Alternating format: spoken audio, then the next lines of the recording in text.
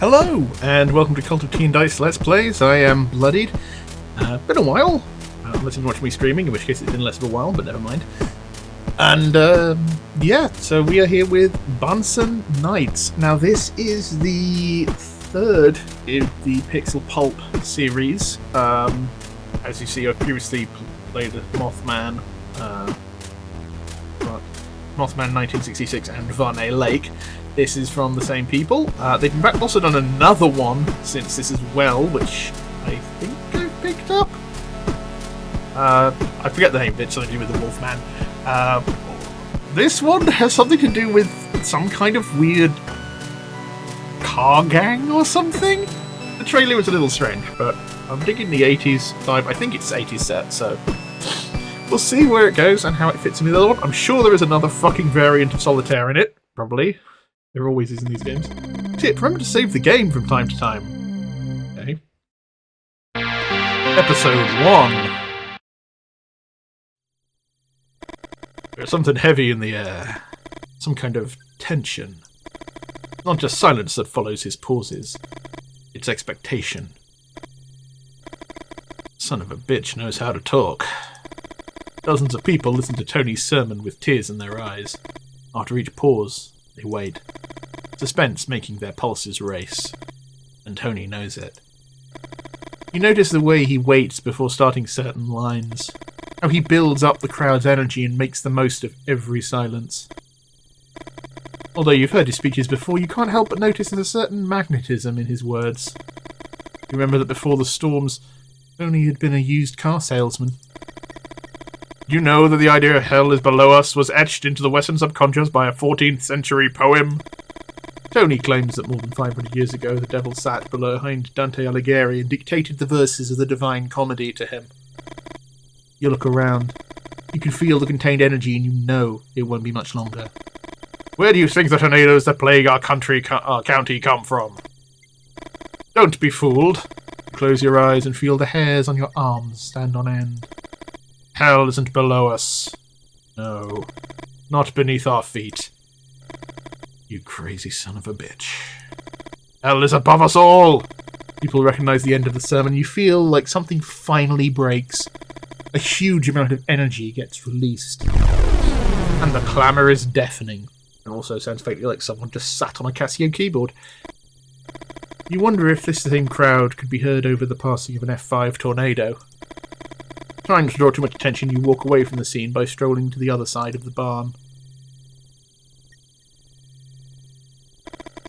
You light a cigarette and take a few drags. You can still hear them cheering. You grab your head. What were you thinking? You didn't infiltrate the Bahnsen Knights to analyse their leader's sermons. You need to know what happened to Cupra. You think of your partner, of the work at the agency, all the beers you've shared. Cooper is the godfather of your 3-year-old daughter.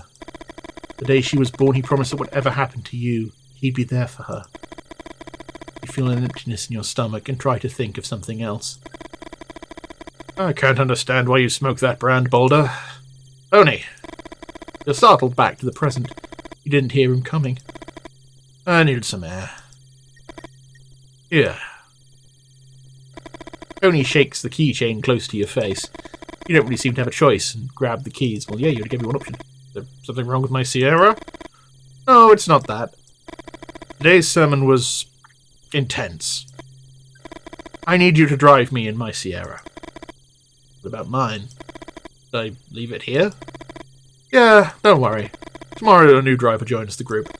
And we're going to use the barn for the baptism. New baptism?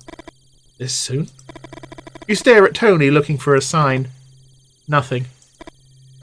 It's not the first time Tony's had someone drive him in his car. It's the first time he's asked you. Let's hurry before everyone heads out. You walk to Tony's Ford Sierra and get into the driver's seat.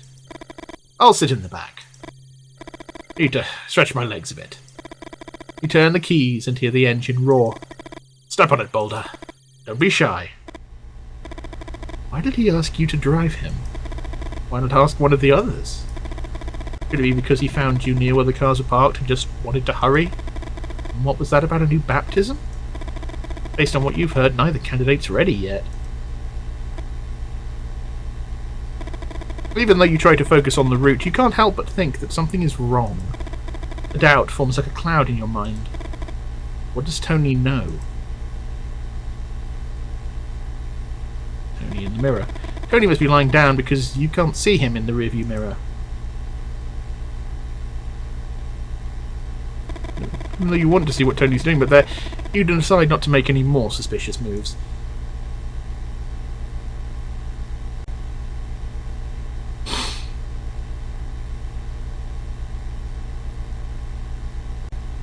Talk to Tony. Tony! But we don't have to chat, Boulder.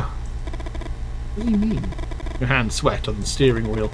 You try to calm down and think. Tony's voice came from behind the passenger seat. On the radio. You don't know what Tony's doing back there, and he doesn't want to talk either.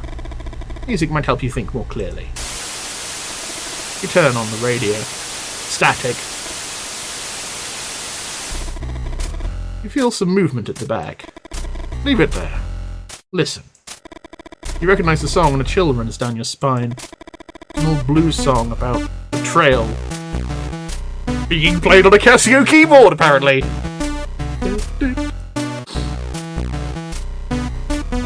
You focus on the song's lyrics and everything falls into place. Tony knows. He knows you infiltrated the Bahnsen Knights. He knows you're investigating what happened to Cupra. Son of a bitch just knows. So what would he do now? Okay, I'm just gonna see if I can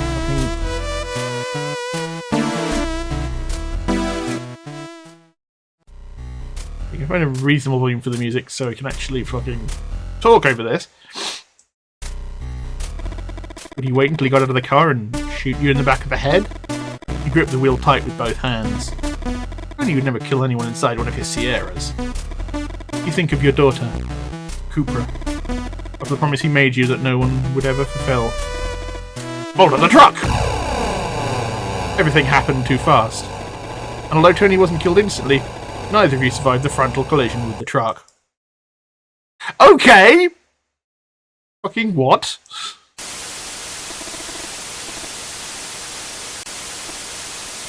Okay, so I guess turn to the right? Someone's talking about politics. Not what you're looking for. You don't hear the sports results either and you keep looking. I'll turn the dial to the right anymore. Left, politics, more static. Feel some movement at the back. Leave it there. Listen.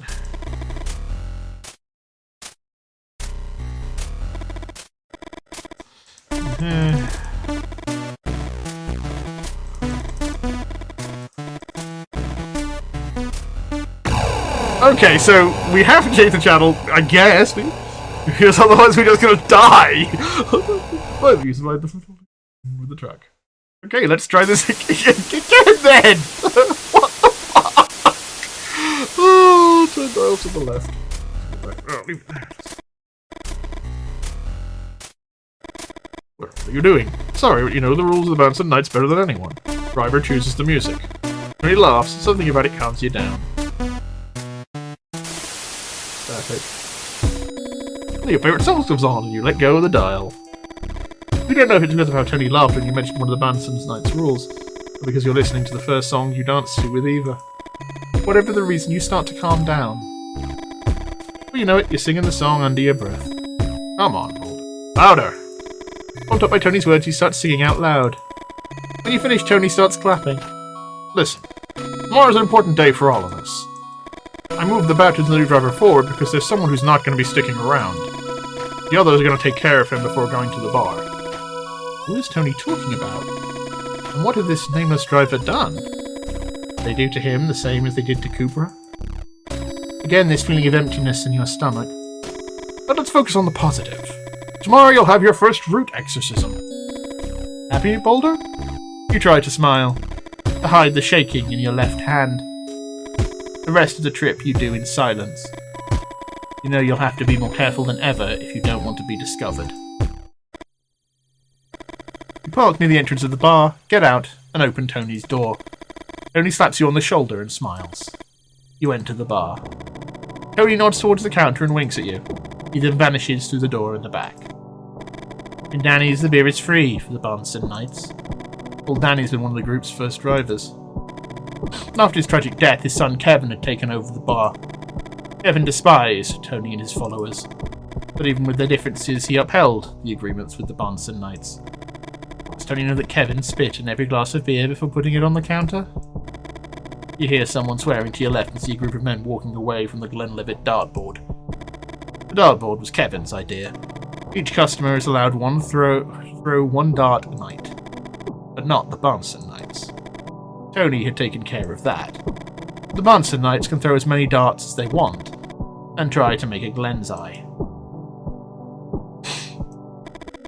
A Glen's Eye is the highest score, the centre of the dartboard. Whoever gets a Glen's Eye wins a shot of single malt whiskey, a Glenlivet. And it's customary for the winner to pour the shot of Glenlivet into their eye.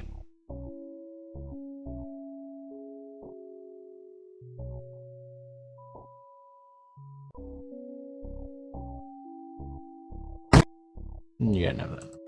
40. People say that getting a Glen's Eye, you don't need to think. When you think, your mind tricks you into seeing things more simply than they are. You don't have to worry about aiming and visualizing an imaginary crosshair. All those are just mind games. Crutches of the imagination. What you need is to wait for it, and listen to your body. Body knows, Boulder.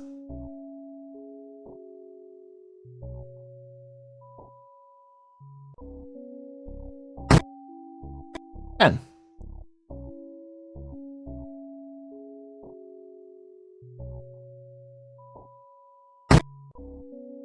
30.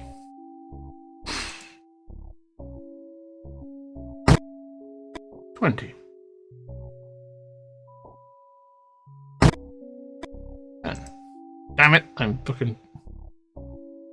Oh, I'm riled up now. I want to fucking get this. I don't even like whiskey.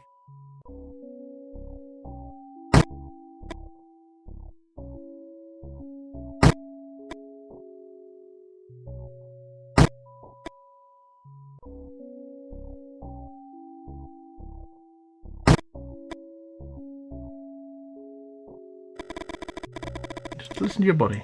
Nothing.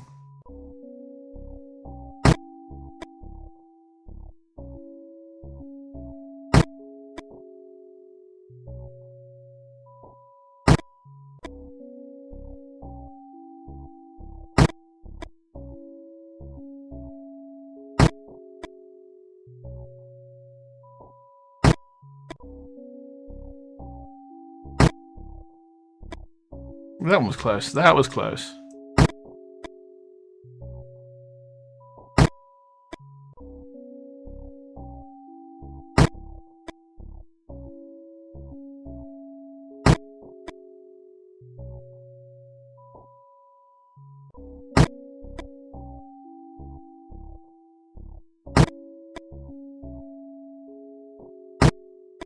I just don't want to drink a fucking beer that the guy fucking spat in, okay? I prefer to get my man spit from French kissing. Thank you very much.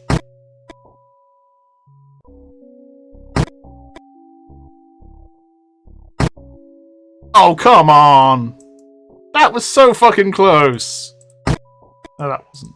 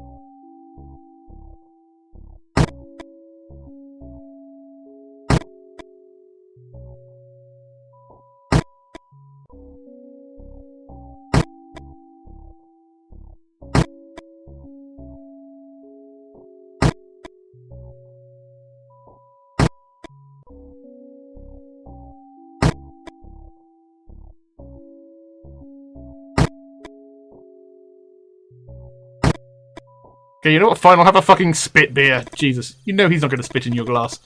Kevin was Cooper's friend. Something tells you Kevin knows you're nothing like the rest of the Bahnsen Knights. You finish your beer and stretch your back. Look over at the door in the back. There's something Tony said that you can't get out of your head. Starting tomorrow, they'll let you join in the Holy Cross. You and your Ford Sierra will participate in the route exorcisms at last.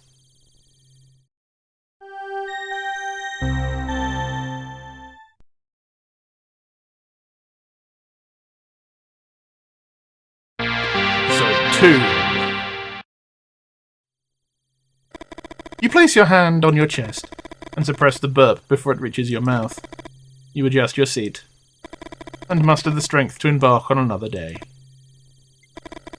But over a month since your first exorcism, you don't know how much more you can take. You still haven't discovered what happened to Cooper, nor have you found the evidence necessary to incriminate Tony. You lower the sun visor on the passenger's side. You gaze at the holy cards.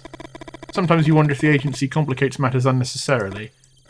Each saint represents a specific area of investigation, and the holy card serves as a means to communicate with your handler discreetly. Anguish constricts your chest. Neither heartburn nor the burning sensation in your esophagus troubles you anymore. You experience a shapeless pain. Pain that doesn't cling to the body, but rather to the absence of anything. Ollie. You focus on the drawing, on those marks that still feel close to you, yet a part of a different life. You recall Eva's laughter upon seeing how Olivia depicted you. Olivia pointed to your belly and you feigned offence. You'd scold her for mocking your child's artistic abilities.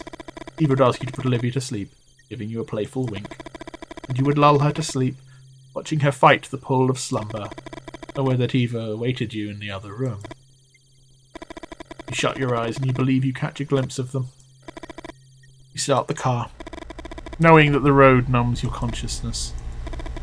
Cooper once told you that he used to fall asleep listening to a tape of white noise on his Walkman. It helped because white noise encompasses all the frequencies audible to humans. The perfect place for those voices that kept him awake to get lost in the crowd. Have you read Poe? Cooper held Edgar Allan Poe in high regard, and it felt like a personal affront every time you told him you hadn't read him yet. You glance at the passenger seat. It'd be enough this time. The idea of using holy cards in the investigation couldn't be more apt. After all, you perceive every communication with your handler as a prayer. You walk with great strides. You remember Eva, how she mimicked the rhythm of your walk and laughed while doing so. There they are. Eva, 1954 to 1981. Olivia, 1978, 1981. It was your handler's idea. When you heard it, it seemed like a bad joke. You couldn't believe what she was proposing. Erecting the fake graves of your wife and daughter in a local cemetery. Your handler said it was perfect as a cover. Your wife and daughter would have been killed in a road accident, which would explain your disregard for life and self-destructive impulses behind the wheel. Two desirable traits amongst the Bahnsen Knights. However, the true brilliance of the idea lay elsewhere, and that was to name them after your real wife and daughter. As an undercover agent, you would have no contact with them, and you could harness those genuine feelings of loss, make your cover more convincing. You gaze at your daughter's grave. 1978 to 1981. Even though you know no one is buried there, the dates evoke a profound sadness and you avert your eyes. You're aware your handler chose your daughter's grave for the exchange because that reaction is common. People. It's difficult to confront the death of a child. Okay, so remember what each holy card represents. Examine available evidence. Select your holy card. Father Mario Panatello. Father Mario was a healing priest from La Matanza, Argentina. There's a famous phrase of his, "I am the guitar, God is the guitar player." The agency uses Father Mario's holy card to catalogue the actions of Tony's acquaintances, and thus build a case against the entire hierarchy of the Bahnsen Knights. Sarkachanathian, patron saint of administrative officers. The agency uses his holy card to catalogue accounting documentation. Mary, undoer of knots, is an allegorical representation of human difficulties. The knots symbolise those problems that the Virgin helps to unravel. The agency uses her holy card to catalogue documentation that seems to have been forged, or obtained illegally. Receipt. The receipt is for 20 cans of red paint. You know that Tony paints huge crosses on his barns, and although the receipt is not evidence in itself to convict him, it could prove valuable to forensic accountants. Mission to drive after curfew. After the storm season, and some security issues that followed the humanitarian crises, the government issued a curfew prohibiting movement except for those with a special permit. How had Tony managed to get a permit issued in his name?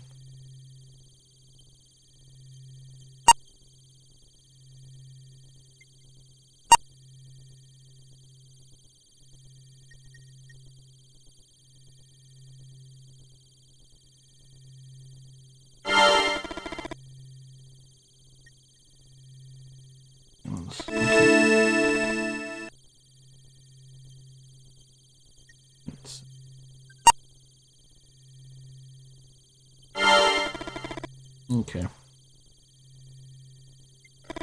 You leave the holy cards on the grave. Find first evidence correctly. Hooray! And you retreat the way you came. Did the evidence stack up this time? You build a case with this new information. How much longer will you endure the Bahnsen Knights? However desperate you are to find out what happened to Cupra, you long to go home. You want to embrace them, kiss them. You miss them so much. You yearn for Olivia to draw you, for Eva to laugh at you, for Olivia to sleep, knowing that Eva is waiting for you in the other room. Okay, what the fuck? Ah! The Sierra gets in front of you, and you manage to brake at the last second. Fuck you! Vincent smiles, and you barely stop yourself from stepping out of the car to punch the grin off his face. You think of Cupra, one of the exercises he taught you to survive as an undercover agent. It's a mnemonic trick. You have to imagine a sort of continuum for each person you interact with. Some sort of bar divided into 7 equal parts. Follow me, Boulder. You look at Vincent, and you can imagine that bar. The beginning of the bar represents full confidence. The end, total suspicion, that point where they're going to accuse you and discover your true identity. You apply Cooper's trick to all the Bahnsen Knights. That's a handy user interface trick! Apart from Tony. With Tony, you never know where you stand, bar or no bar. You hear Vincent rev the car's engine. He wants to see us.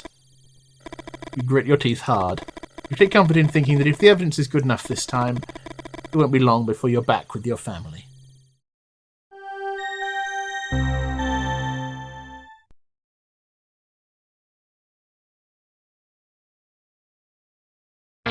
Episode 3. Okay, so this is moving at a faster clip than the other ones did.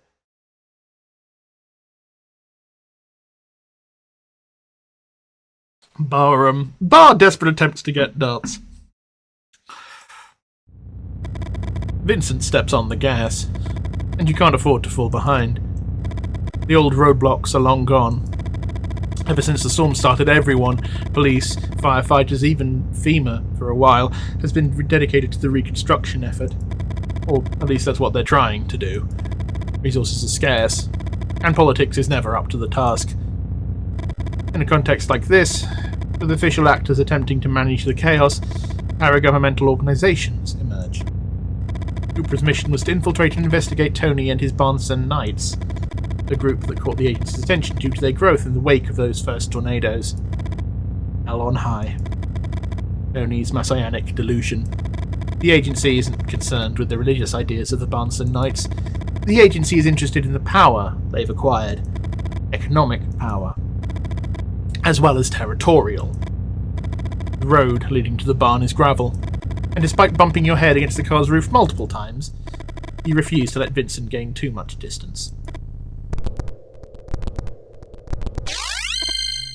Uka! You hit the brakes just in time. You crazy motherfucker! Your heart is pounding. You know there's no room for even a moment's distraction when dealing with the Bahnsen Knights. You step out of the car and let them park it for you. You know they're going to tease you about this, but you also know you have a role to play. You're Boulder, a big, calm guy, but with a self-destructive urge gnawing at your core. You're an iceberg from which two chunks have been torn away, and the current carried them off, never to return. Your handler had recommended you to use the cover story to your advantage, arguing that pity is one of the most powerful resources when it comes to diverting attention.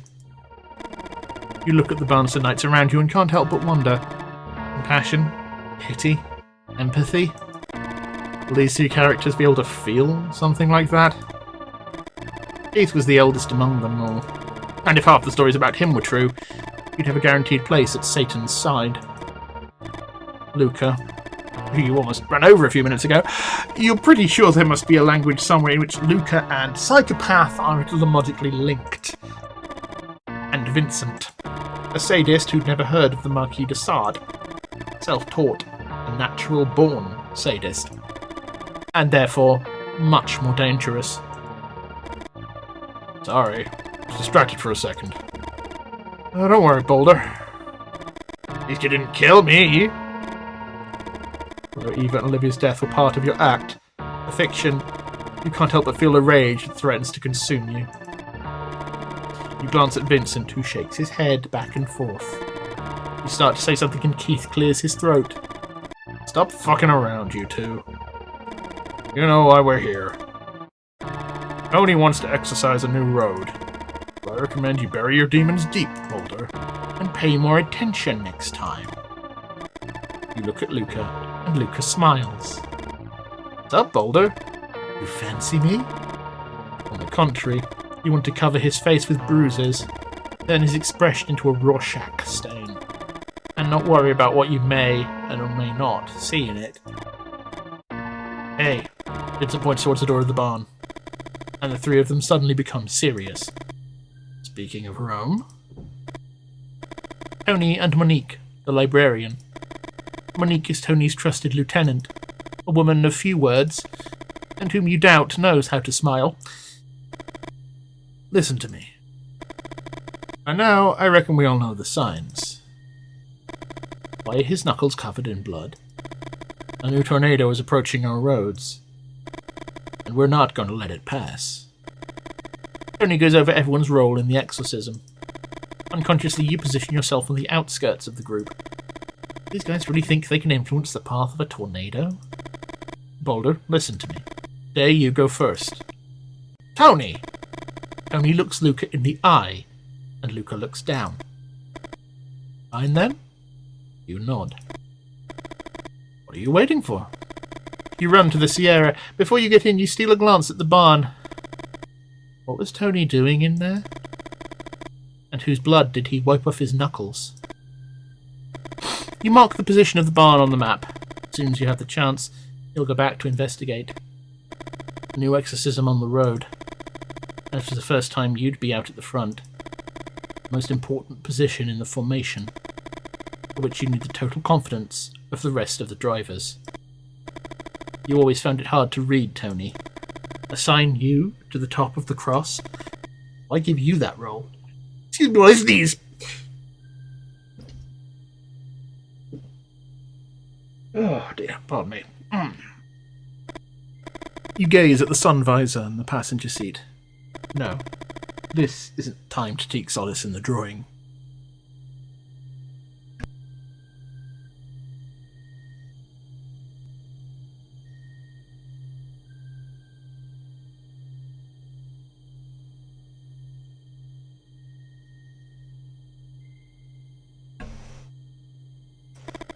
Nor to think about how much more time until the extraction.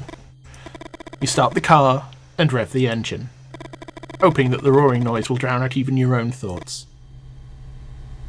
Exercise the road.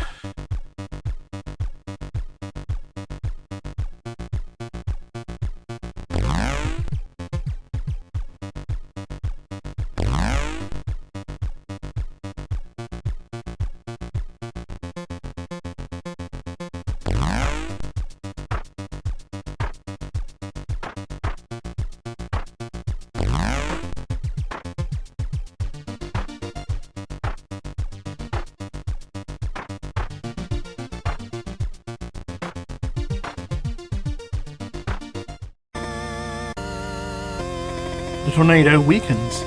Your heart races, flooded with excitement you can't explain. You roll down the window, and only the horns of the Bahnsen Knights can be heard on the road. Okay, interesting.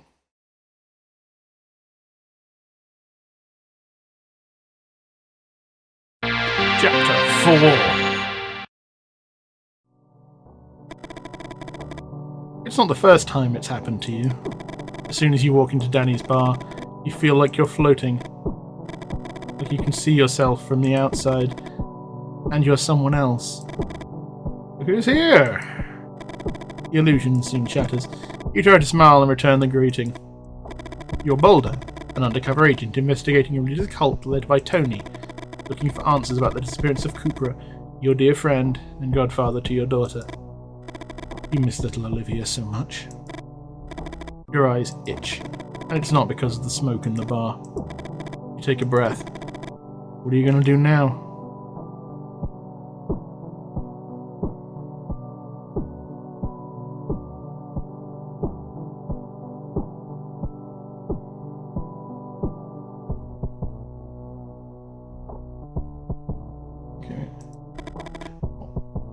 Would it be enough to just want to believe? So that's meant to be Mulder and Scully. Former president of the country. You wonder how there are still people who believe in politicians. I think that might be Reagan? Danny posing with the younger man you don't recognize. You read the message on the picture. To a true fan, Scaloni. I have no idea who that is. First of the pictures is a famous crooner. What's his name? Tim Robinson. Next to it, a picture of an attractive woman. Would she be famous? The third picture is Danny with a man you don't recognise either, and Danny's bar in the bottom picture. The second corner suggests the photo was taken around the time of the inauguration. Elvis Presley. Is it true what you heard at the agency about his death? Oh. A group of friends. The photo is old. Why are you looking at the pictures of the wall at a shitty bar? Sometimes you think everything you do is nothing more than a simple distraction. A way to delay the inevitable.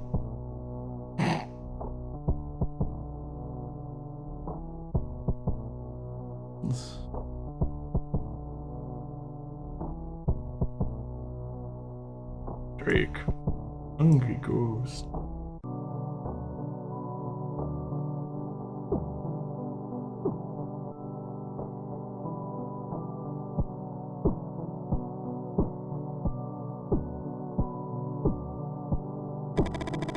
You've never seen before sitting on one of the tables.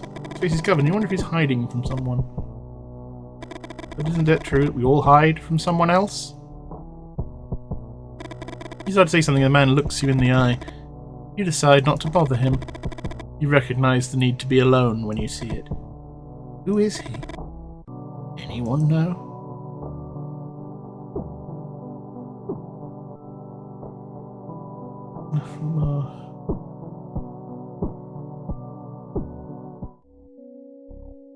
I am going. Damn you, dartboard!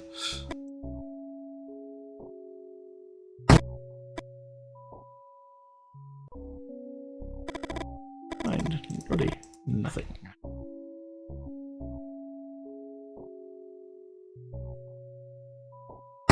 Ah, fuck! I'm just not fast enough reacting.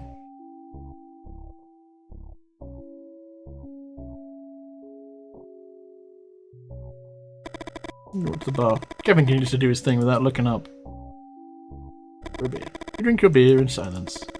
The first one of the night.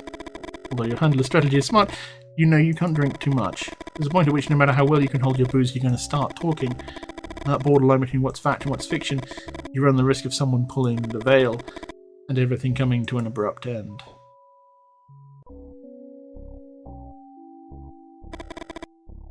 Sit down, Boulder. There's a deck if you want to try. I have the record. Look at Luca. And Luca smiles and winks at you. How you'd like to wipe that smile off his face with a punch. Avia Crucis Solitaire. Oh god. Okay, yep, there's a solitaire variant again. I'm surprised. Rules are simple. You turn over one card per turn. That card is a salvation, and it will have to beat the Doom card. the salvation seems low to you, you can add as many cards as you want to the cross. If the salvation card is higher than the doom card, you continue playing. If it's lower, you lose. If it's equal, you have to break the tie by turning over 2 new cards. One of salvation and one of doom. If you lose the tiebreaker, which we call leap of faith, you'll be able to look for a miracle. The miracle can only be achieved if you match the value of doom by adding cards from the cross to the leap of faith. For each leap of faith you win, you get a new cross. You use a new cross at the beginning of each turn, and deal cards until you fill it again. Simple, isn't it? Fuck no! That's not remotely simple at all!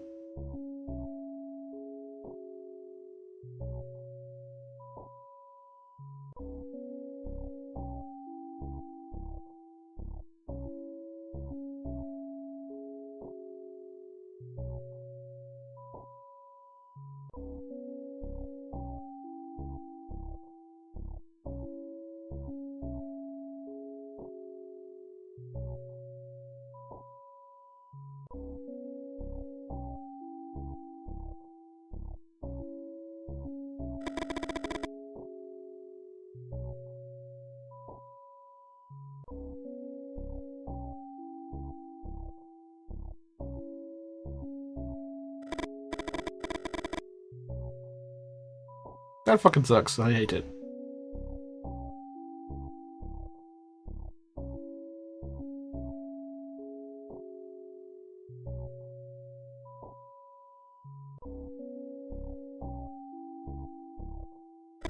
Monique looks ahead. You wonder what she's thinking about. At the moment, you can't even think of anything to say to her.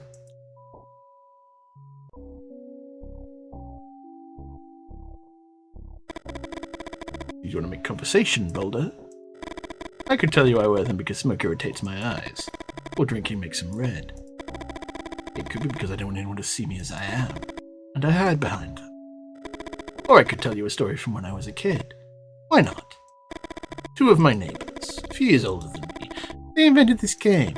It involved grabbing my neck and lowering my head until it almost touched a freshly made dog turd, and seeing who could hold me the closest without my face touching it or me getting away.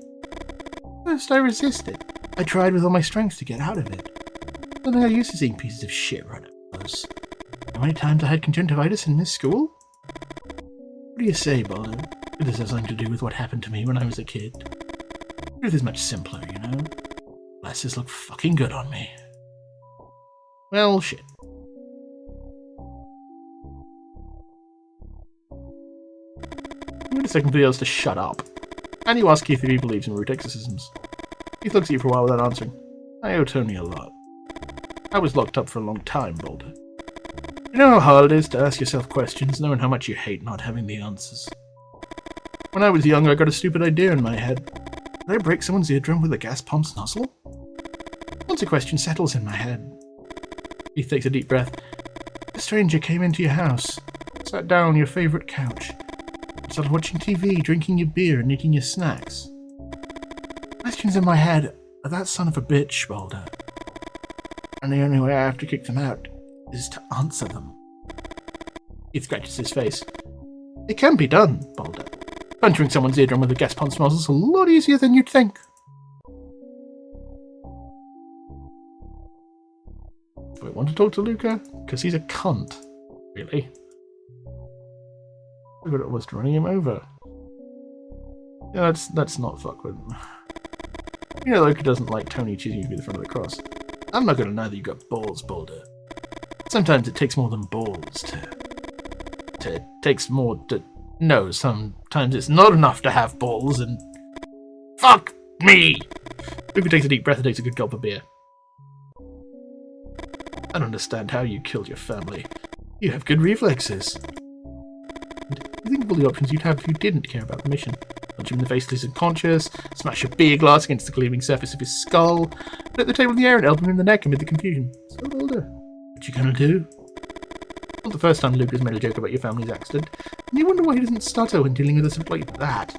And yet he ruins the punchline of such a simple premise as, sometimes it takes more than balls to...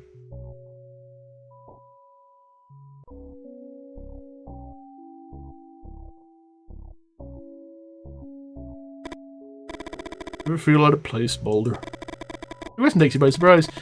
You read all of Cooper's reports, and you know that Kevin had become something like a friend to him. What exactly had it said?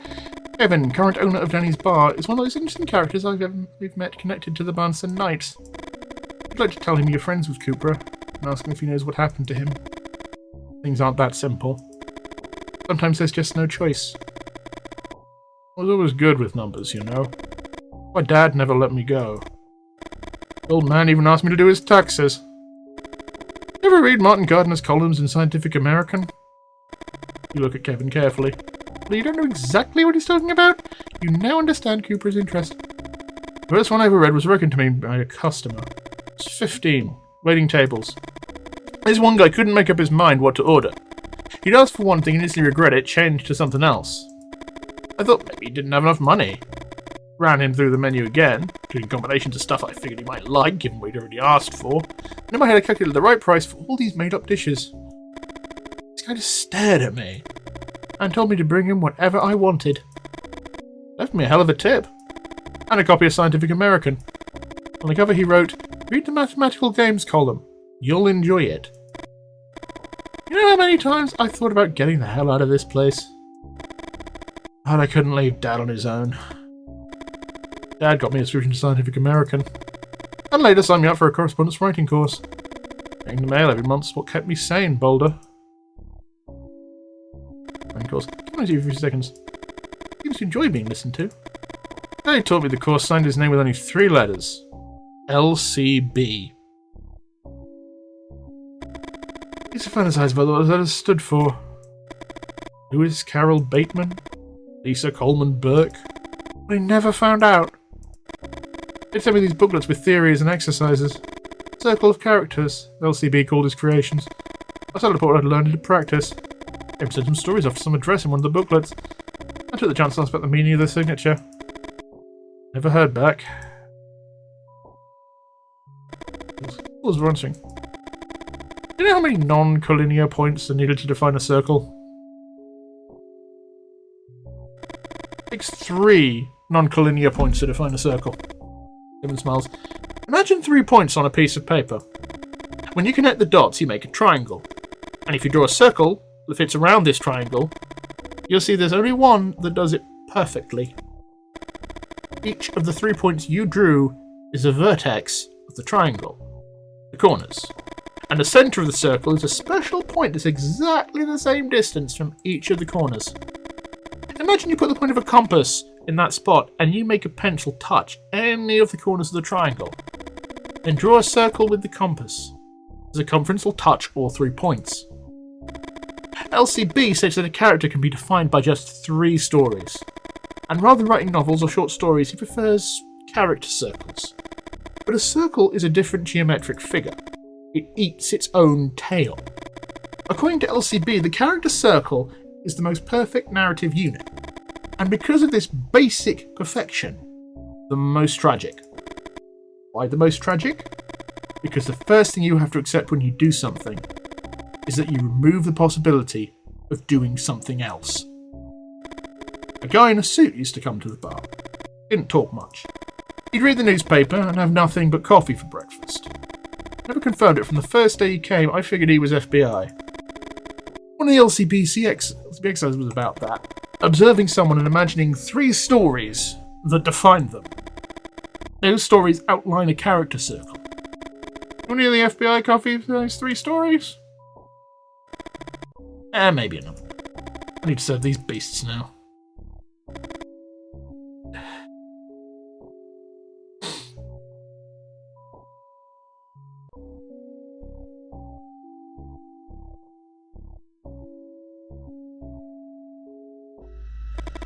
You take a deep breath. How much longer are you going to resist?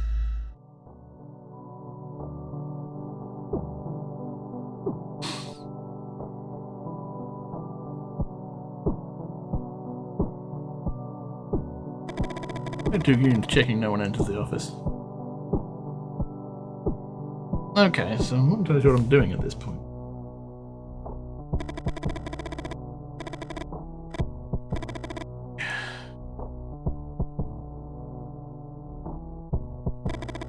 Even already, Boulder? Why don't you come here and chat? Make a hand gesture and walk to the door. Good. Messianic delusions. Sadists at the wheel, and the constant threat of being killed.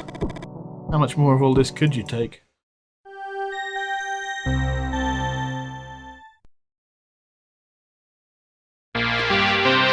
Episode 5. Oh no! Roof going weird. Your waist hurts. Feel a burning in your esophagus, and the onset of a cramp in your left leg. You try to remember happier times. Times when you awoke differently. Eva used to rise before you. The first thing that would greet you would be the aroma of coffee wafting from the kitchen. After a while, she'd enter the room with 2 steaming cups. You'd set them on the bedside table and place a kiss on your lips. The coffee would stop steaming and cool in the cups, but neither of you would particularly mind. Years later, Olivia would arrive, and the mornings would be different. Not better nor worse, just different. Suddenly, breathing becomes a struggle. A profound sense of loss engulfs you. As if Eva and Olivia were no longer there. As if the accident had really happened, and you can never see them again. You shake your head. How much did you drink last night? Whoever left you a note has done a good job. The fact that you're noticing bothers you. You step out the car and the morning's chill takes you by surprise. Mile 54. You think about the graphology classes at the agency, the meaning entwined within each stroke. Yet beyond any theoretical discourse, you recognise the sender of the message. Could it be actual evidence? You look around you. Cars of the Bahnsen Knights rest like cattle in the field before the circadian rhythms kick in. Vincent sleeps. That's better. You still remember the story he told you when you asked him about the glasses. Is it true? Or is it part of a story told to fit into the world of the Bahnsen Knights? Is there even a world out there? Instinctively you look at the sun visor and sigh. Look at Monica's Sierra. Of all the Bahnsen Knights, Monique is the one with whom you find it hardest to strike up a conversation. You're not surprised. You were never good at talking to women. You think of Eva. If it wasn't for her, you two would never have had a first date. You can't stand Luca.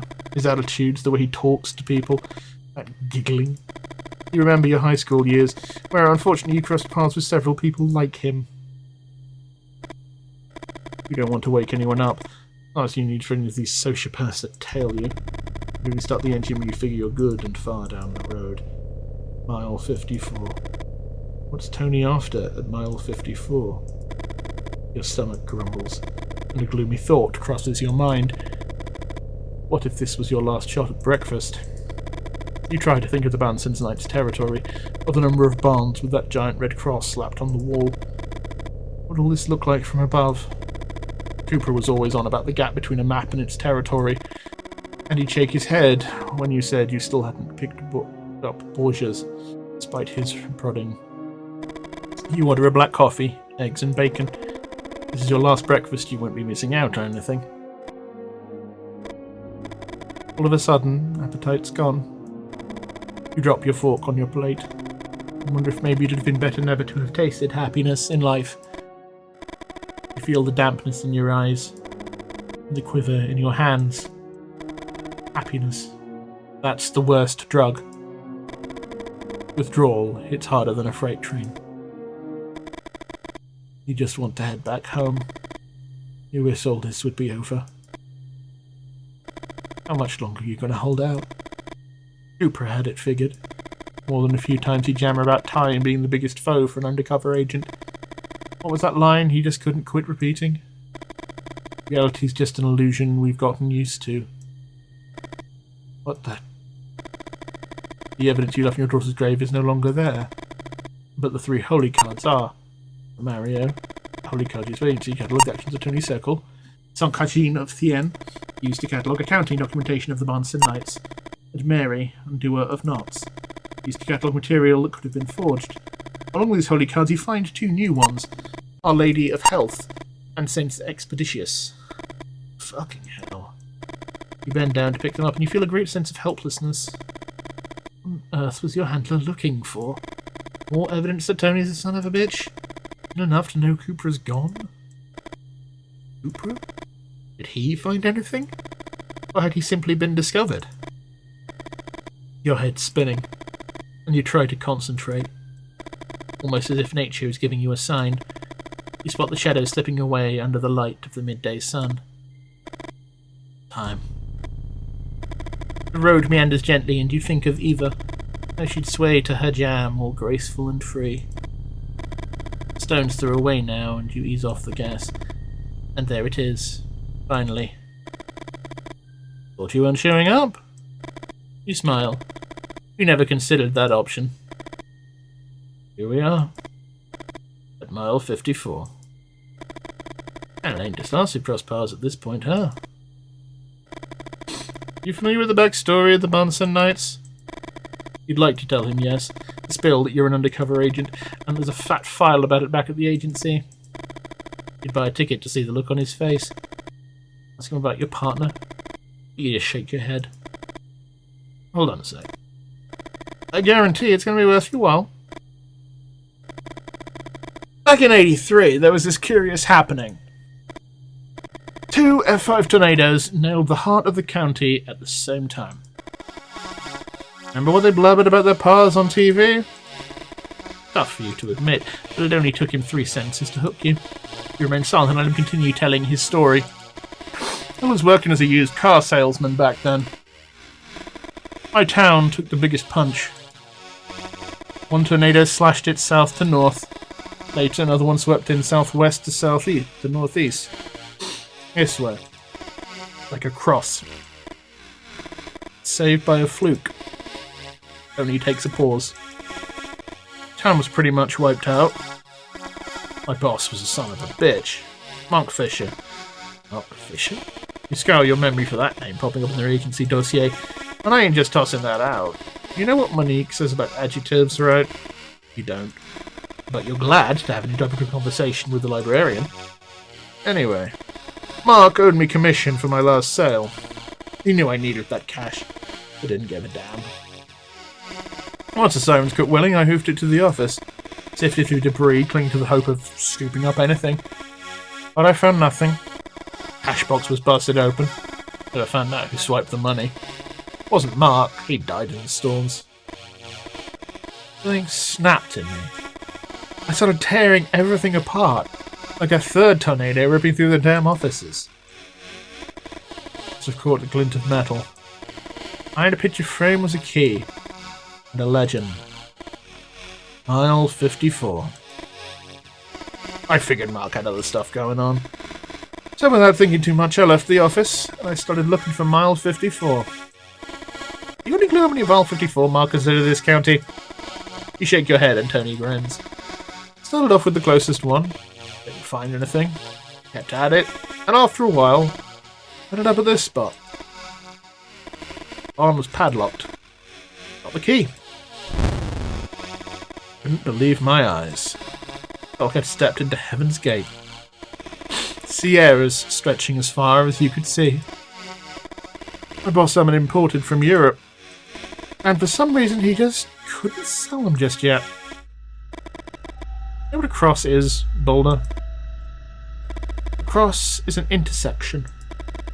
A meeting point. 2 tornadoes. A guy and a batch of imported cars. Tony takes a pause. He stares intense. It's hard for you to bear it. But also 2 friends. Or a pair of foes. Each of us carries more than one cross. He's knowing which one to flaunt to others. Silence gets heavy. You don't dare to break it. Should we go back, Boulder? You nod. And Tony's words rattle in your head.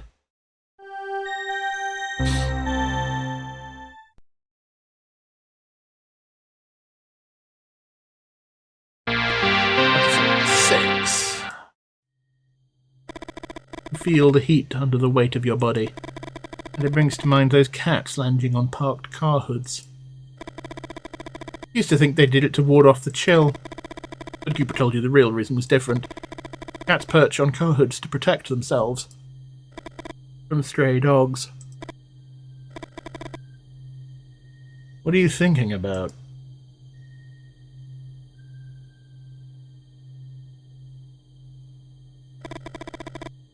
And you're buying his bullshit? Lame to answer a question with a question, Boulder. You hear how he clears his throat and spits on the asphalt. Do you know saliva can stimulate soft tissue repair? Accelerate healing? He looks at his arms for a few seconds. A little I remember from school. I dropped out at 15. I'd lock myself in my room and cut myself. Near my elbow. I'd spit in the wound and stare at it for hours. I showed my brother what I was doing once. Prick told our stepfather. I can still feel the pounding I took. Things he hurled at me. Years later I tracked him down and took a butcher's knife to him. As he bled out on the floor, I started spitting. Spit, spit, spit, spit, and spit. My spit was all over the place. Except for the hole I put in that piece of shit. Hold up! Cross the truck's path and make it stop, I'll handle the rest. You rush to the door and fire up the engine. Cross the truck's path and make it stop? So that was the plan? You slam down on the gas pedal, trying not to get left behind. Hey! You look to the side, and you spot Vincent clutching something in his right hand. You have a bad feeling about this. The truck driver seems to suspect something, and he's driving at full speed. It's going to be hard for you to take him across your car in front to force him to stop, especially given the oncoming traffic.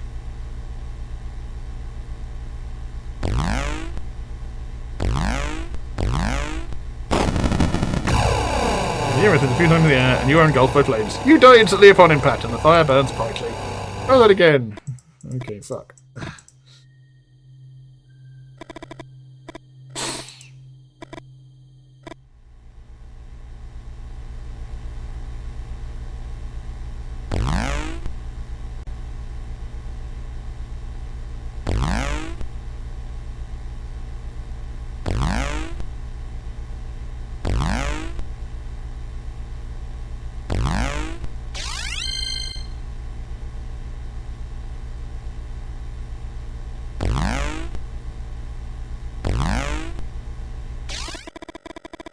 You get in front of the truck and slam on the brakes. The truck brakes too. You owe the agency a lot. Without that transfer, you'd never have crossed paths with Eva. Hold still while we unload, huh? And Olivia wouldn't exist. When you were transferred, the agency had taken care of everything. They'd hired a truck to move you across the country. Your father had passed away not long before, and you'd made the decision to sell the house. Nearly everything that had belonged to him. Don't worry, won't be long now. Boxes and boxes from a past that would never return. Cooper had been there, and he had helped you unload them. Oh, what? I'm not worried about you talking. Drucker scans left and right. Because he'd be sifting through a straw for at least a year. Cooper used to say that silence is more important than words. But a person who listens is more significant than the one who talks. And that words mean nothing without someone to hear them. Jesus multiplied the loaves and turned water into wine.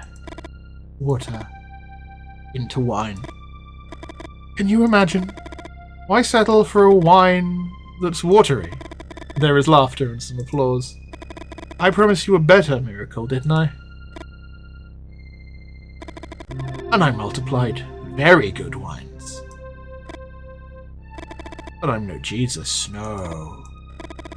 I'm Lupin the Third, apparently. I hold those who stand by me in high regard. Any motions for you to step onto the stage. Boulder was one of the folks who helped me to get the wine for today. You look around. It's Vincent. Come here, Boulder. Hand out the bottles to the crowd. The atmosphere is booming. And you smile, thinking of Eva. Eva had said you didn't go out together enough. She'd arranged a wine tasting at a new restaurant nearby. The idea didn't exactly tickle your fancy, but Olivia would be staying over at Eva's mom's, and you could drink as much wine as you wanted. Although that night had started with a lot of nonsense. Noses nestled in broad glasses, swirling motions to scrutinise the liquid's body, and elaborate descriptions for simple concepts like red or robust. The mess at the end had not been much different from tonight with the Bahnsen Knights. Listen up. This won't be the only miracle today. You catch some of Tony's talk. You're tired of his stories. The thumbing a ride symbolizes a modern-day Lazarus from the Bible. You'd rather be back home. Who embodies Jesus in this scenario? Geneva, playing with Olivia. The car or its driver? What the fuck is Tony blabbering about? Who's the poor bastard the Falcon twins are holding on stage? The man can barely stand. Twins have done that to him? The Falcon twins, an odd pair of Bahnsen Knights, who bodybuilders who lost everything to the tornadoes, and whom Tony set up a gym in one of the barns. Tony glances to the side and gestures towards the siblings. Allow me to introduce you to someone. Could this be our modern-day Lazarus? It starts as a murmur. Lazarus. More people join in. Lazarus! And it ends with a roar. Lazarus! Tony walks up to the man, and even though he lowers his voice, you can still hear it from where you're standing. That's the problem with writers, Lou. Lou? Who's Lou? They just don't listen to people. You really think there's nothing to tell here, you son of a bitch? Lou chuckles, the laughter fading into a dry cough. You step over to Lou and offer your shoulder for him to lean on. What are you doing, Boulder? You raise your eyebrows and Tony appears to hesitate for a moment. Eventually he nods. Monique, I need everything ready for tomorrow's Stations of the Cross. Vincent? Take Lou to the barn. With a glance in your direction, Vincent looks surprised and starts to complain. Right now. You manage to get Lou into the back seat. It would have been easier with Vincent's help, but when you asked him, he just bared his teeth at you and sat behind the wheel of his Sierra. Lou seemed to have fallen asleep. Could this guy be the key to finally putting an end to it all? You feel the car slowing down, and you instinctively clench your fist. Don't get your hopes up, Boulder. Neither one of you is important enough to be executed in the middle of nowhere. It's the wine. Can't take it anymore. You don't have much time. Shake Lou until he wakes up.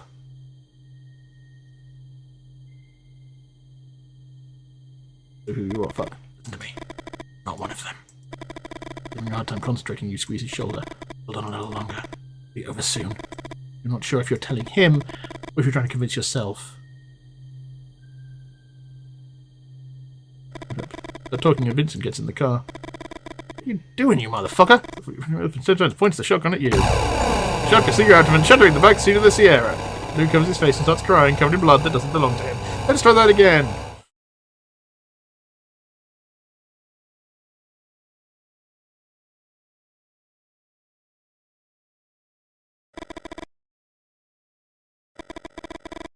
Oh, well, never mind.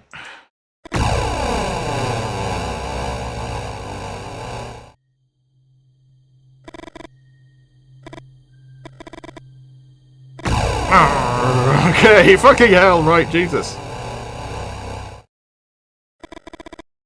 Look, you miss me?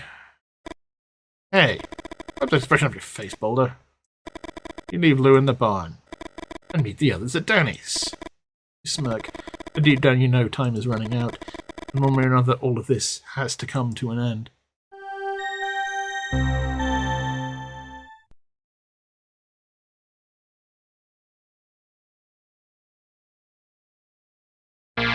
Oh, barn gone. Into the bar with a knot in your stomach. You feel that Tony is entering a spiral of madness that is dragging all the Bahnsen Knights down. You are not a Bahnsen Knight. You take a deep breath and cling to the images of your other life. Something tells you you don't have much time left, and maybe this is your last night to look for new evidence at the bar.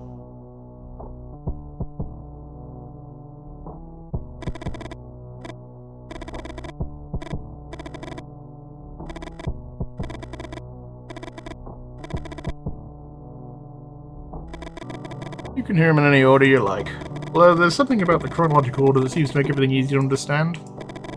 Stories about this guy are called The Ascent, The Ones Above, and The Fall.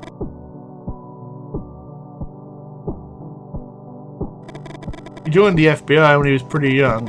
His real rise happened a few years ago. Same time the world got wise to the concept of serial killers. Between 973 and 977, there were 5 murders perpetrated by travelling salesmen in the American Midwest. Police in each town managed to apprehend the killers after investigations that are quite similar to each other. The evidence seemed clear. Neighbours located a salesman at the scene of each crime. Murders were committed with the objects that each salesman was selling. In all cases, the salesmen claimed their innocence. The right mind wouldn't try to save themselves with a life sentence. Then there's another murder by another salesman. My agent decided to take another look at the past cases and spots some coincidences. He finds a witness testimony the police seem to have dismissed. A family car had been seen driving around the block of one of the victims. An idea begins to form in our man's head.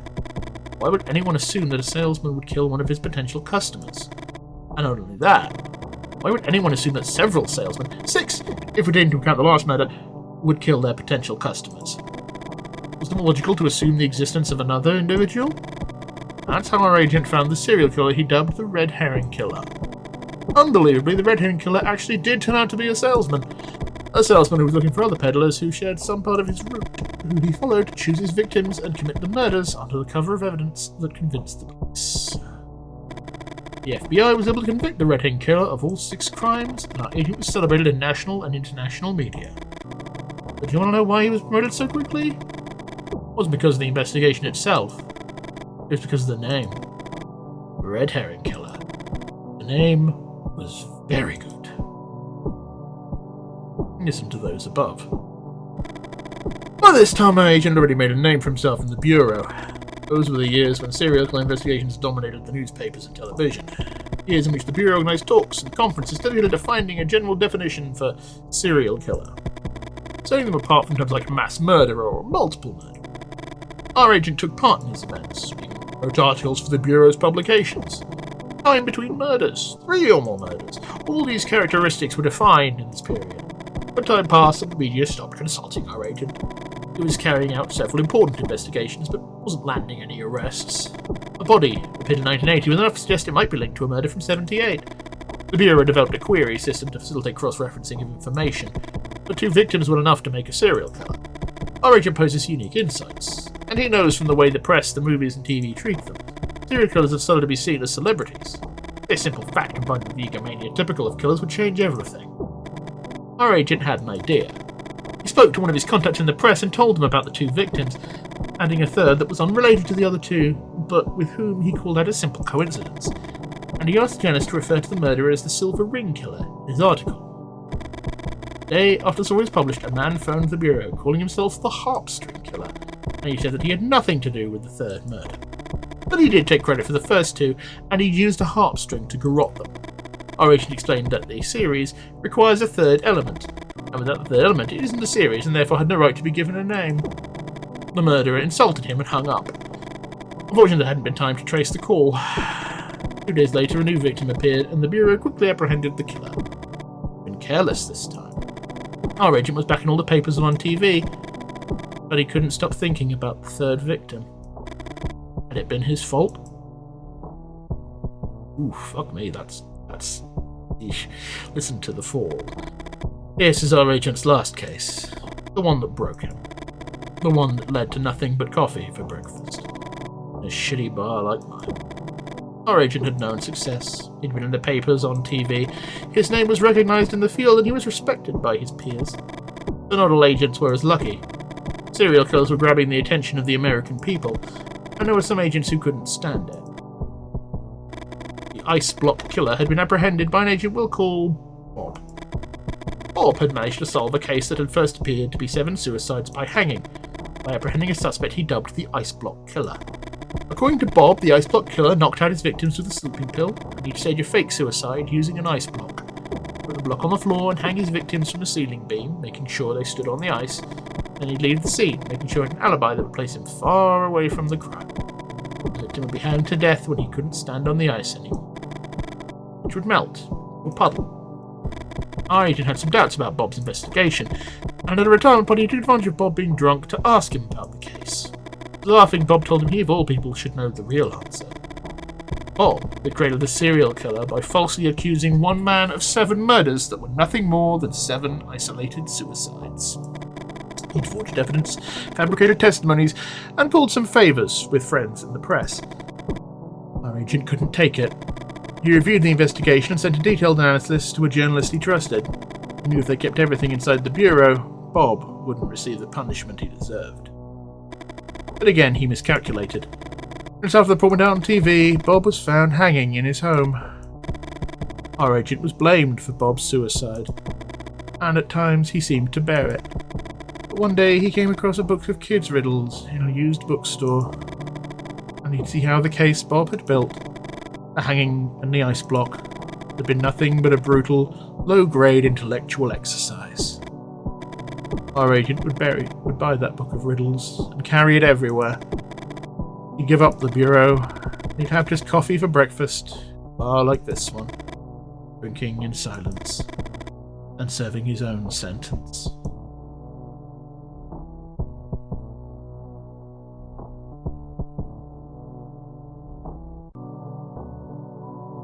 Okay, I was going to just say Tony's office. Let's see what it smells. Attention everyone! And him, he's back to the bar. Now's your chance. You don't have much time.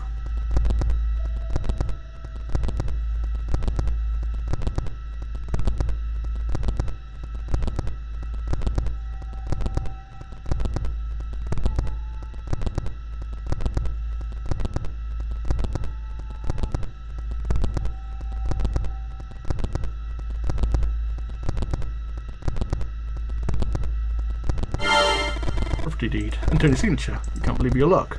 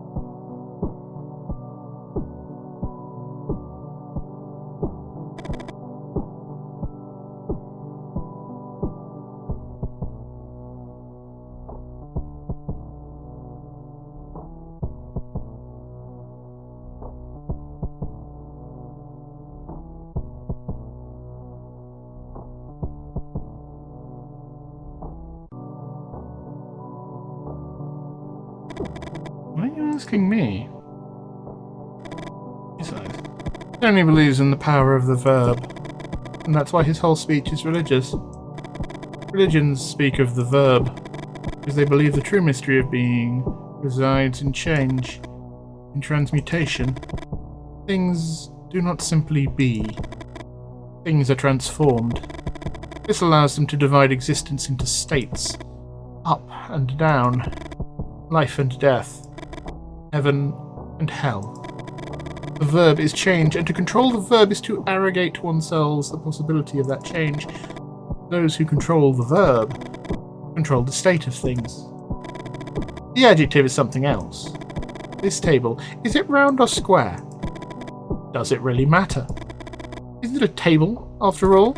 A place to rest our glasses and get together to talk? Many believe that adjectives are superfluous. But you know what, Boulder? Humanity is also superfluous, and I like being human. Humanity adjectivizes existence. Monique takes a sip of beer. There's a good quote for you, you son of a bitch. Yeah, but startled you. I think Monique is talking to someone else.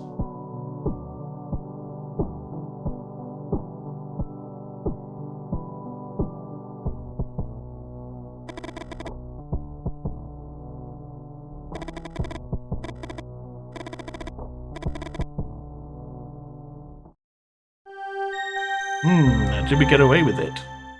Don't know. Maybe. Barn Gone! Episode 8. There is no barn.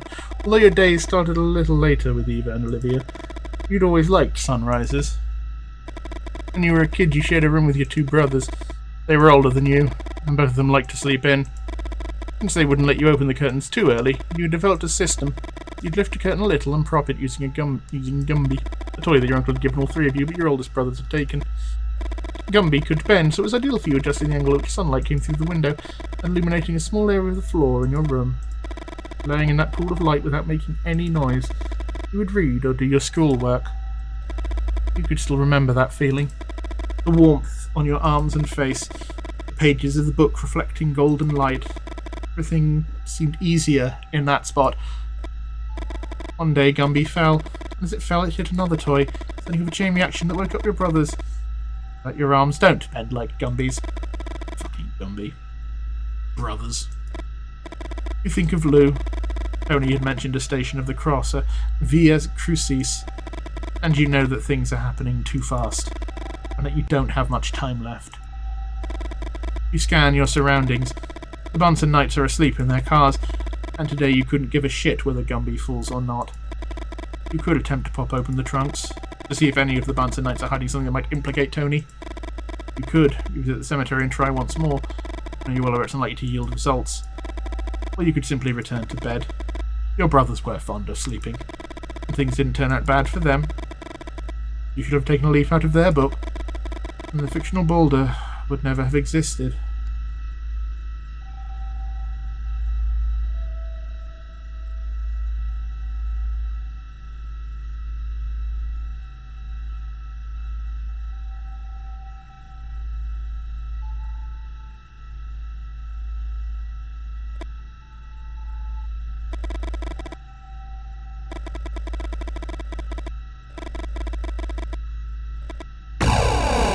Look, Dan, you die from the damage to the brain tissue. Okay, so not that then.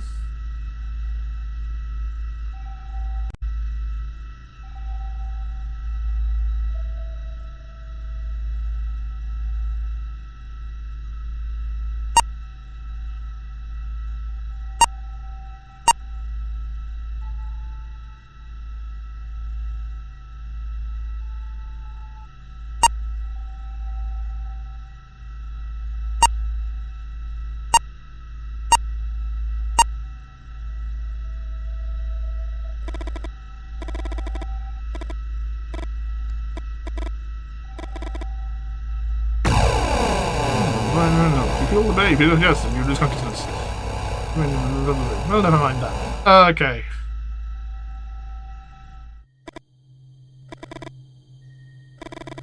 We're going to end.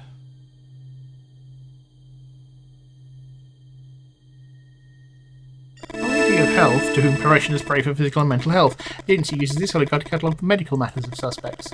Why would they have edited it now? They've got permission from Justice to obtain the medical records of some Bahnsen Knights and cross-reference data?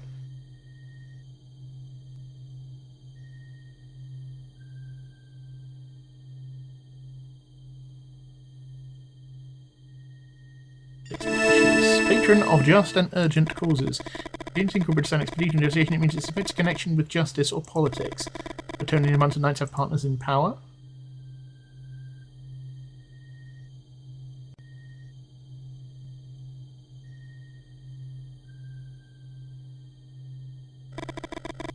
Yes, can afford to see an influential politician standing next to a woman who is not his wife. I think that's going to be San Expeditious.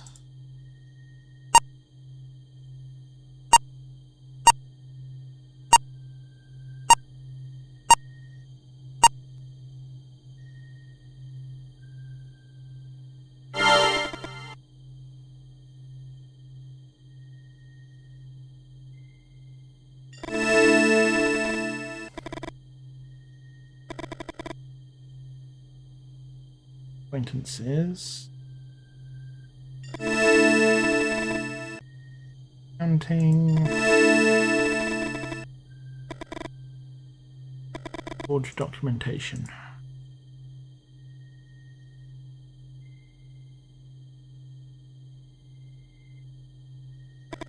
Kevin's tax return for Danny's bar. Some of the numbers catch your eye. He's only using it as a front for his own business.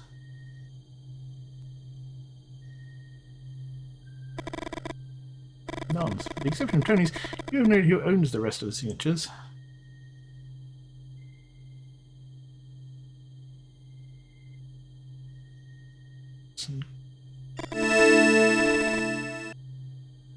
Counting, so we do that for the tax return.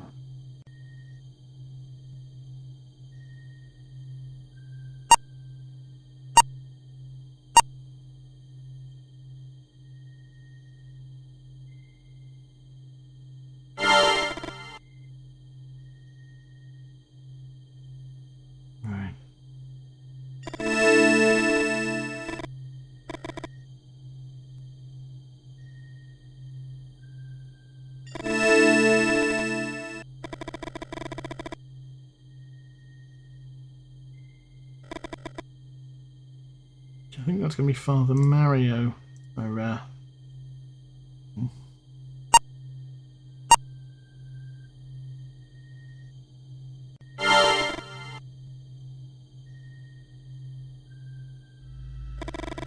You don't get your hopes up. Nothing makes you think this time will be any different than the others. Want to see your handler even once. You think about maybe you haven't looked in the right places. Maybe you could have chosen to say other things, or pursued alternative paths. What about Cooper? Could he have uncovered something? And more important, could he have stashed it away before being discovered? Given what you knew about your friend, you have no doubt. You don't know where to look anymore. Cooper. How you miss the son of a bitch.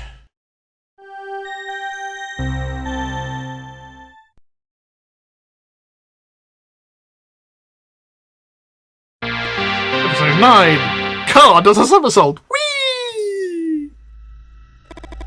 Did you learn anything in school? Eva laughed, stretching out her left hand and looking at her engagement ring. A synecdoche is a figure of speech. It's where you use a part of something to refer to the whole. Did you really think you were going to just take my hand in marriage? When you told Cooper you were marrying Eva, you told him what she'd said about synecdoches. Cooper waited for you to finish and smiled. He said that you'd been very, very lucky. That not only had you found someone you loved, but you'd also learned a thing or two. A few weeks later, Cooper would have dinner at your house and meet Eva. They'd talk about work, about books, about you. One of them would mention the word synecdoche and they would start to laugh. You'd look for examples, ignoring your complaints, laughing at your annoyance. And they'd clink glasses every time they came up with a new one. Oh dear. Synecdoche. It's been a long time since you thought of it. In Lou's Stations of the Cross, he doesn't carry any cross. Condemned and cross are the same thing. And you're not sure if this is an example of synecdoche or not. Time is running out. You need to act. You touch your chest and feel the microphone you carry between your fourth and fifth rib. You'll need some kind of evidence of whatever the hell's going on to explain your actions to the agency. The cars are moving slowly, maintaining a constant speed. You ponder what might happen if one of the cars in front were to speed up, or if one of the cars in the back suddenly slammed on the brakes. Lou would be dismembered. You know that dismemberment as a form of execution has a long history. That a common way is to tie the condemned man's limbs to 4 horses, but you've never heard of anyone doing it with cars. Except in the movie The Hitcher. You look at your hand, clenching it into a fist to stop the trembling. You don't know how much more you can take. What was his name? You struggled to recall the name of the Peruvian leader the Spaniards tried to dismember, but couldn't. No. Tupac Amaru, leader of the Great Rebellion. You think about your mother's family, how little you know of their history. Keeping your brain busy in times of distress is the only way to keep from going crazy, Boulder. Cooper had told you about a soldier in World War I who recited the first 200 prime numbers from memory as bombs fell in the trenches and fragments of his comrades flew through the air. You miss Cooper. And you miss your life beyond fiction. You take a deep breath and hold your head. Exorcisms at high speed, miracles on the road, and now this. Does Tony really believe any of what he preaches? Holy shit. You no longer have any doubt that Tony is preparing something big tonight. Monique checks every single car that arrives at the barn. You can't blow your cover now. You reach under your clothes and yank out your microphone. You roll down the window and wait for the right moment to get rid of it.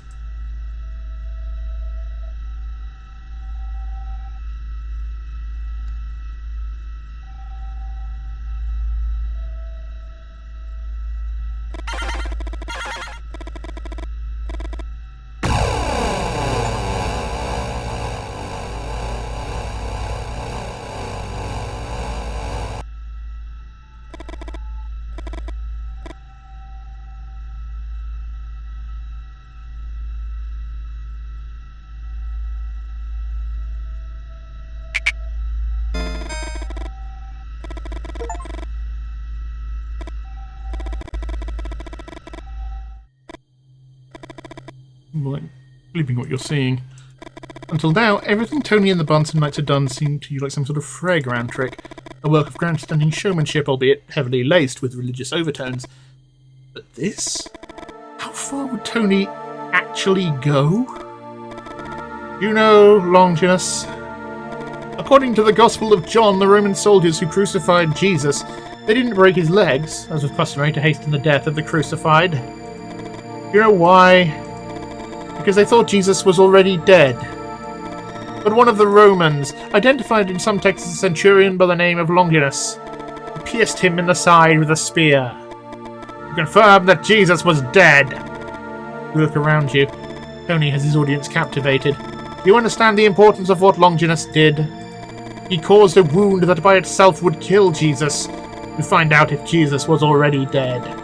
He corroborated a fact by provoking the same fact, eliminating all contingencies and confirming the idea that one way or another, our destiny is already written. Did you hear that, Lou? I don't need you. I don't need you! Lou's scream is lost amongst the cheering of the crowd. You can't take it anymore. You have to do something.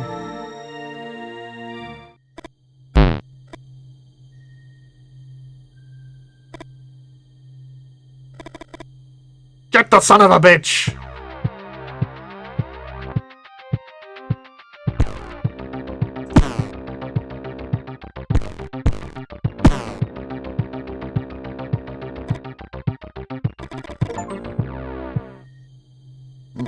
The adrenaline keeps you on your feet. Fury. Helicopter. A blow to the back of your head prevents you from fully formulating the thought. Anik! Help me with these two.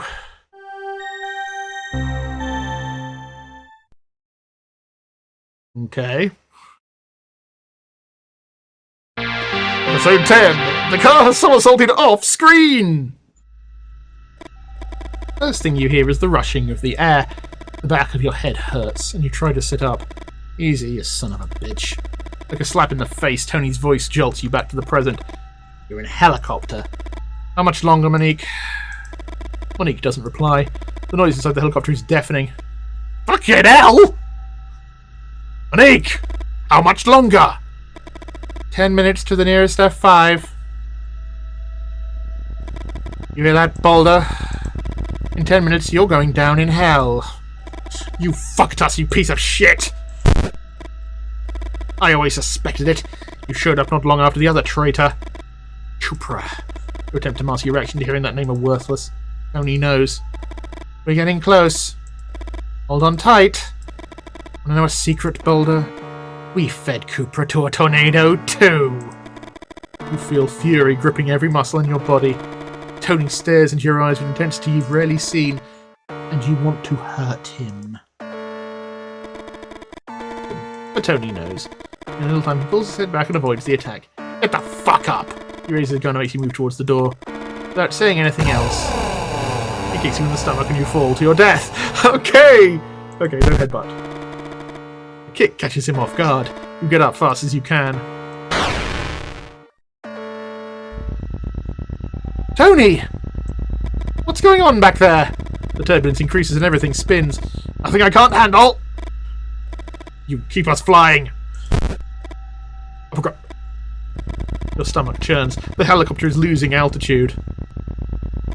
Trees, soil, water! You miscalculate! And the effect breaks every bone in your body. Okay, never mind then. The altitude. Look. Trees, soil, water! Trees, soil, water! Trees, soil, water! Trees, soil, water! Boulder? Everything flashes by in a second. Eva. Olivia. Cupra. The breakfasts. The beers. The laughs. The cups of coffee. Your daughter's drawings. Lou? It's over. Oh! The explosion is spectacular. Holy shit, we should get a fucking nuke on board! A piece difficult to describe overwhelms you, and you realise how much your body aches. I need to see my family, Lou. Stop being Boulder. Just be me again.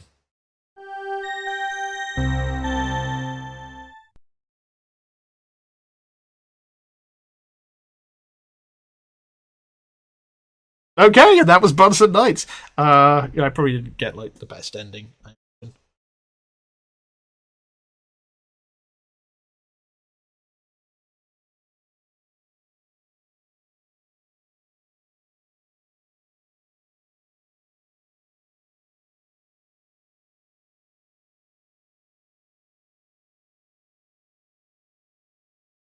Who made Olivia's drawing for the game? Pixel series Memorial of Murray.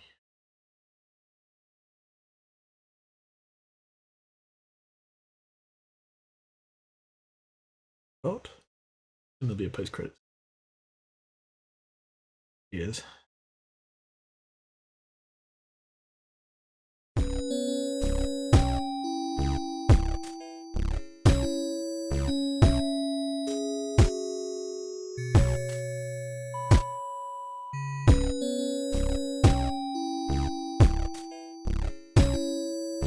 I've just realised that he looks a lot like Slow Beef. Does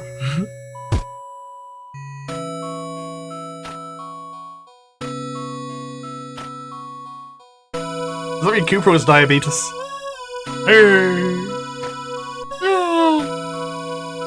Hagaru.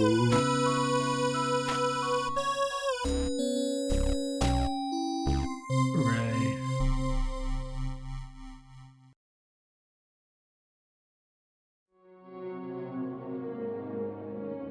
That's Lou. So Lou was in the previous two games.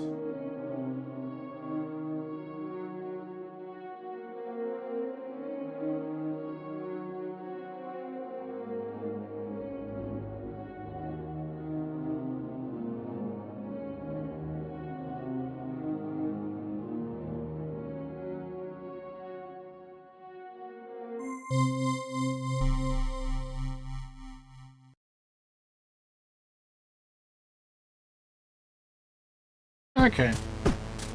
Boulder's extra, Lou's extra, gallery.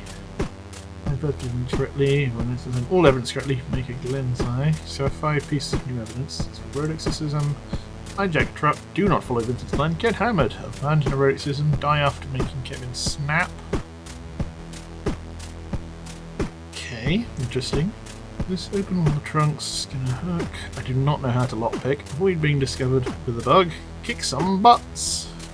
Stash. Big finale, die in the depth of the lake, die in the back of the car, die in the emergency exit, extraction by the agency, die trying to be a hero.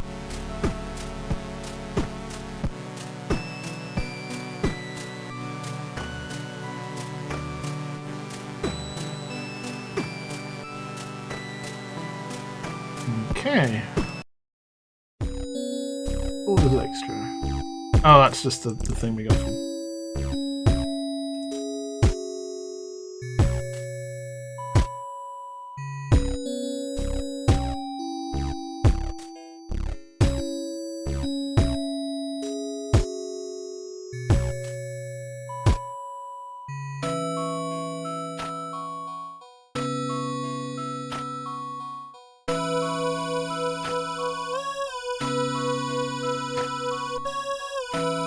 Okay, yeah, so we just got this again. Okay. Okay. So the Lou's extra bit will be just the same bit we got with Lou.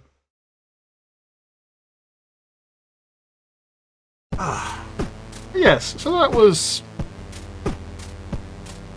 I mean, that was fun enough.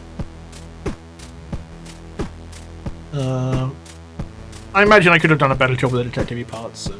Oh well. Yeah. Anyway.